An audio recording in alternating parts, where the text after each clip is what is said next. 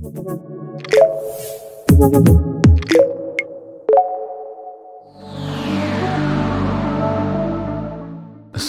trauma, if you look at the origin of the word, it explains what it is. Trauma is from a Greek word for wound or wounding. So trauma is an injury. It's a psychic injury. It's a psychological injury. It's an emotional injury. Now, if you look at a wound, and what are the characteristics of a wound? So first of all, if you have an open wound and if you touch it, it really hurts. Trauma is not what happened to you. Trauma is what happens inside you as a result of what happened to you. So there's a traumatic event, and then there's the wound that you suffer. The wound is the trauma, which is a good thing. Because if the trauma was what happened 10 years ago or 30 years ago, there's nothing you can do about it. It happened. But if the trauma is the wound that you suffered, the wound can always be healed. So trauma, first of all, is an unhealed wound that when you touch it, it really hurts. So somebody says the wrong thing to you, and if you're traumatized, you will react like you're being hurt all over again. It's like if you had a wound on your shoulder and you tapped it like this, it would really hurt. If there's no wound, if you tap yourself, it doesn't hurt at all. So trauma is this open, unhealed wound, on the one hand.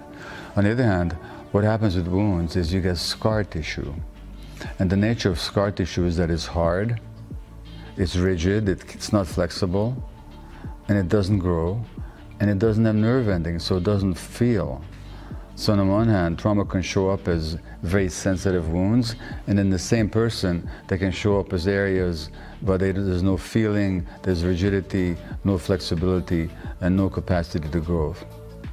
So that's what trauma is a wound like that. Now, when you're hurt as a child, the way you can protect yourself, you can't run away and you can't fight back. As a 2-year-old, as a 3-year-old, you can't. So what you do is you disconnect from your feelings and from your body, from yourself. So the essential trauma is that disconnection from yourself, which again is a good thing, because as long as you're alive and conscious, you can always reconnect. But that disconnection causes many, many problems, both mental and physical, until you heal the wound. Now, trauma can show up in two forms.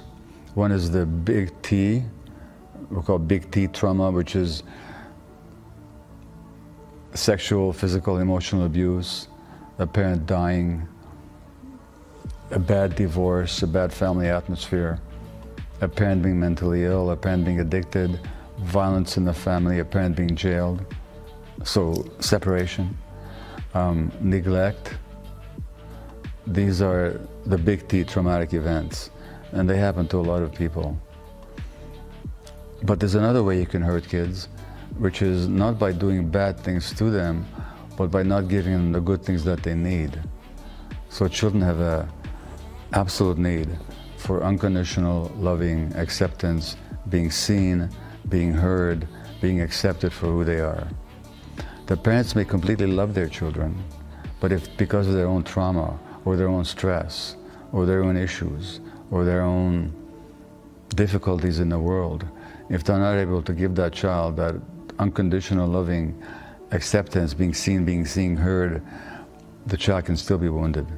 That's what we call small T trauma. So those are the major impacts of trauma and the main characteristics, and those are the two types of trauma that I talk about. But essentially, it's a wound that you sustained when you were small and couldn't do anything about it. I passed my trauma to my kids, so that one of my traumas as a result of what happened to me as an infant is that I didn't believe that I was lovable. So then I had to go and prove to myself that I was lovable and people would love me. So I became a doctor, and I'm always accepting more patients. It doesn't matter how busy I was available day or night, stressing myself. Meanwhile, I have young children. It doesn't matter if I feel love for them, which I did, but if I'm not there, or if I'm too tired when I'm with them to give them the attention they need, what's the message they get? They get the message that they're not lovable. So this is how we pass it on. We don't mean to, but we do. So trauma is passed on largely when it's not resolved, when it's not healed, we automatically pass it on to our kids. We don't mean to, but we